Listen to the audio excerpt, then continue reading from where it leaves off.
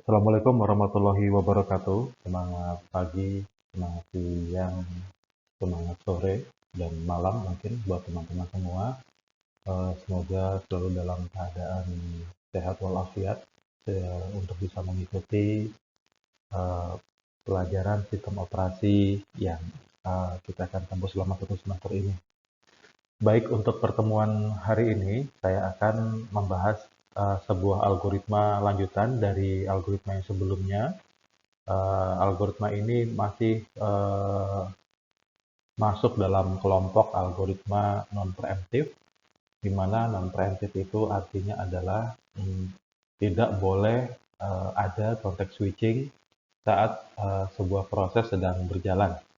Jadi algoritma ini sifat bekerjanya itu adalah mutlak penuh, CPU itu didedikasikan secara penuh terhadap proses yang sedang dieksekusi.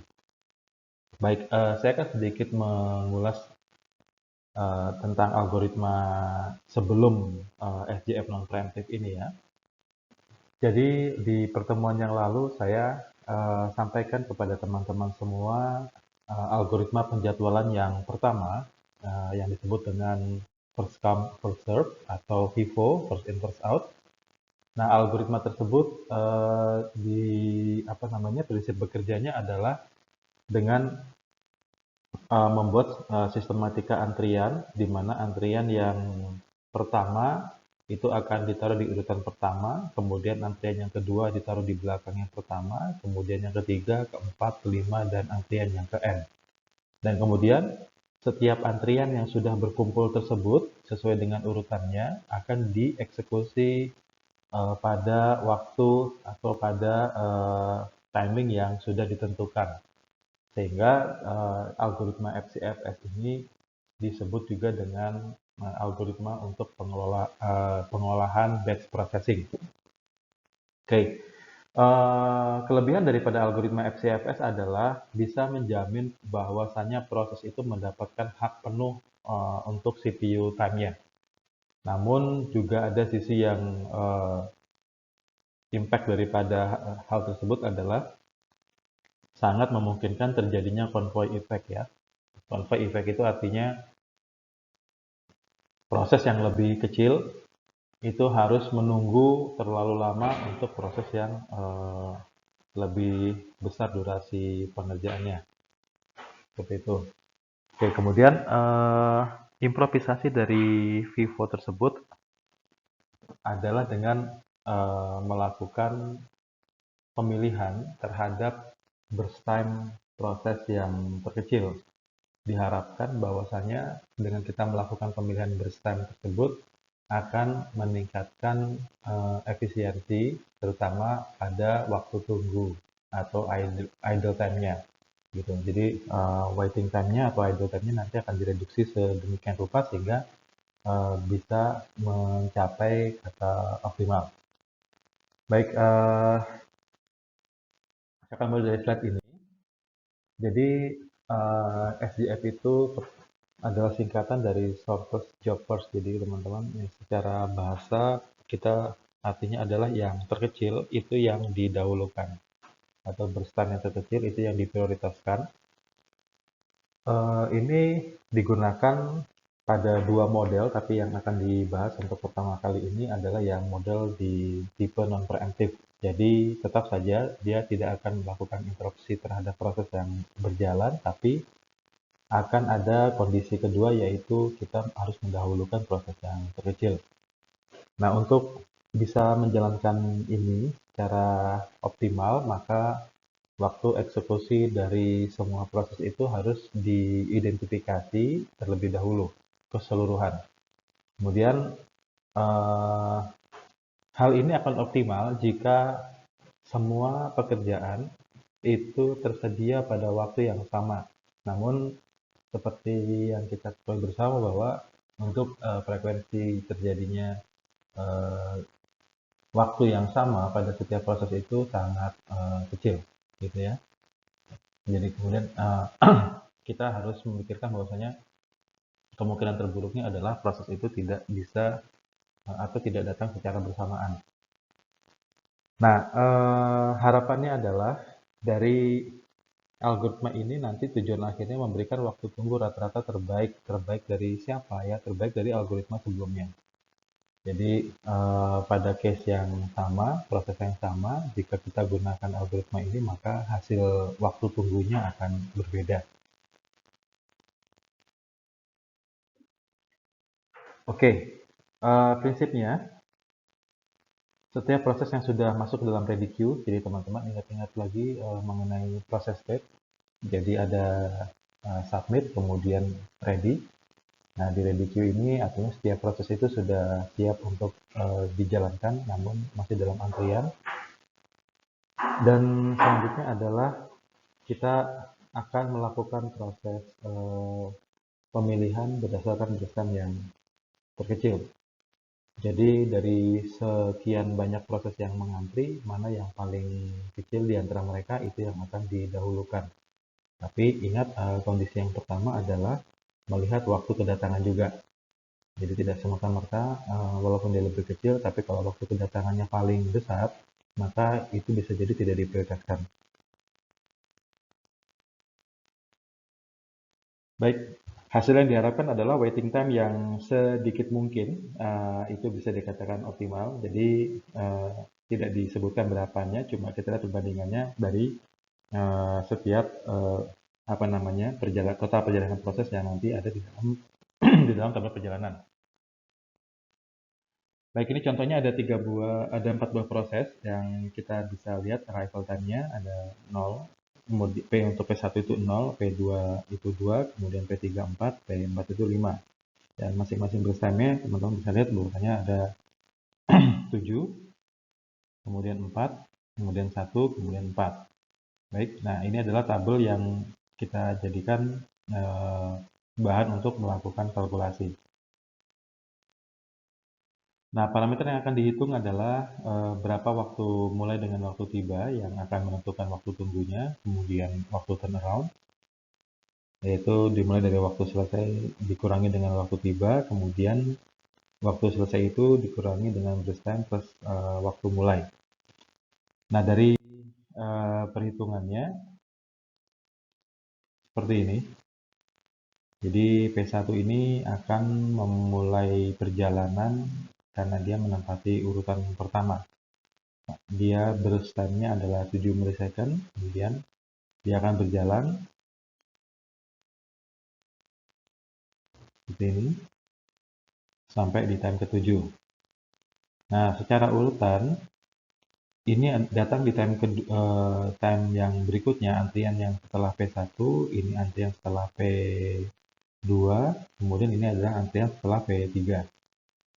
Nah, selama P1 ini dijalankan, tidak ada interupsi yang dilakukan meskipun nilai P3 ini lebih kecil daripada P1, P2 dengan P4. Jadi P1 pada saat ini dia mutlak mendapatkan jatah CPU secara penuh. Nah, kemudian setelah P1 ini selesai di time ke-7, maka dilakukan pemilihan proses manakah yang burst time-nya terkecil daripada proses yang sedang melakukan antrian. Kemudian ini akan setelah pemilihan ini diselesaikan, maka kandidatnya akan dieksekusi untuk bisa diselesaikan. Nah, di sini P3 ini yang paling kecil di antara P2 dengan P4. Sehingga di time ke-7, P3 ini akan disubmit untuk dieksekusi sampai time ke-8. Oke, P3 selesai. Nah, kemudian selanjutnya adalah yang tersisa P2 dengan P4. Nah, P2 dengan P4 ini memiliki burst time yang sama, yaitu sama-sama 4 milisecond. Nah, siapakah yang akan dijalankan di antara mereka berdua ini? Nah, keputusannya jika teman-teman menghadapi beban burst time yang sama atau job yang sama besarnya, maka carilah atau pilihlah proses dengan arrival time yang terkecil. Nah, arrival time terkecil ini adalah P2. Sehingga P2 akan berjalan mulai dari 8 sampai 12. Nah, kemudian tahapan yang terakhir adalah P4. P4 ini karena sudah tidak ada lagi yang ngantri selain P4, maka P4 dijalankan sampai dia selesai di time ke-16. Nah, demikianlah cara menghitung untuk algoritma P1, P2, P3 dengan P4 menggunakan SGF non preemptive. Nah, untuk menghitung waktu tunggunya itu teman-teman, waktu tunggu itu waiting time itu dihitung dari ketika dia mulai datang sampai dia mulai dijalankan. Nah, untuk P3 ini dimulai dari time keempat datangnya, kemudian baru dijalankan di time ke-7, sehingga dia punya waktu tunggu 1, 2, 3 millisecond. Kemudian untuk P2, dia datang di time kedua, namun baru bisa dieksekusi di time ke-8, sehingga waktu tunggunya adalah 6. Nah, kemudian untuk P4, dia disubmit di time ke-5, dan dia baru dieksekusi di time ke-12, sehingga waktu tunggunya adalah 7. Gitu. Nah, inilah yang menjadi inilah yang menjadi perhitungan untuk kita bisa menentukan total waktu tunggunya dengan total waktu tunggu dan rata-ratanya berapa, gitu ya, dan rata-ratanya. Nah, ini jika teman-teman nanti kerjakan melalui algoritma yang sebelumnya menggunakan FCFS, ya silakan aja hasilnya berapa. Apakah kita bisa menghasilkan waiting time atau average waiting time yang sama dengan ini, atau lebih besar atau lebih kecil? Silakan nanti dicoba ya. Nah, di sini juga ada yang namanya average turnaround time. Jadi turnaround time itu tadi bagaimana?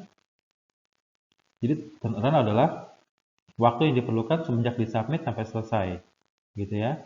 Waktu yang diperlukan dari submit sampai selesai. Nah, jadi ketika dari contoh ini ya, contoh yang 4 ini untuk P3, dia disubmit di time ke 4, namun dia sampai selesainya di time ke-8. Jadi total dia di berapa? Yaitu 1, 2, 3, 4.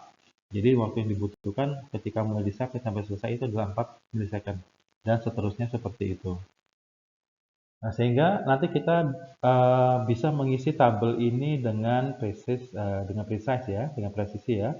Bahwasanya nanti yang diketahui tadi adalah arrival time dengan burst time, kemudian teman-teman bisa mengisi waktu mulai, waktu selesai, waktu tunggu dengan waktu turnaround-nya berapa, dan kita bisa melihat rata-ratanya berapa.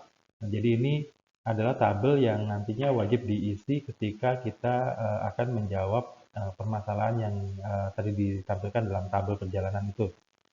Oke.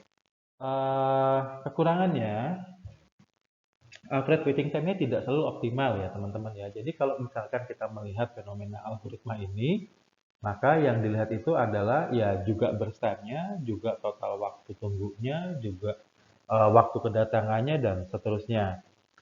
Nah, jadi apakah jadi kalau kita bicarakan ini selalu lebih baik? Enggak juga gitu ya. Jadi tidak selalu lebih baik, tapi intinya lebih baik daripada FCFS, tapi tidak juga selalu optimal. Nah, kemudian yang kedua itu sulit untuk melakukan prediksi karena kalau prosesnya tidak datang serentak, karena memang tidak didesain untuk melakukan prediction gitu ya. Jadi ini digunakan untuk menyelesaikan permasalahan yang sudah baku, yang sudah fix pada totalnya. Total kedatangan, total prosesnya berapa, total waktu datangnya kapan, dan kemudian ada indikator burst time-nya itu berapa, gitu ya. Nah, kemudian proses yang memiliki burst time yang besar ini bisa atau sangat dimungkinkan untuk mengakibatkan waiting time yang besar, gitu ya. Nah, ini ada contoh lagi yang kedua. Contohnya adalah ada dua buah proses dengan arrival time itu seperti ini untuk P10, kemudian P2 itu adalah 2, dan sementara burst time-nya ini adalah 10 untuk P1, kemudian untuk P2 adalah 2. Mari kita lihat, jika seperti ini, maka P1 kan pasti akan mendapatkan jatah untuk berjalan terlebih dahulu. Karena secara urutan harus ada yang memulai, dan kesepakatannya adalah yang datang pertama kali dialah yang akan memulai perjalanan, gitu ya.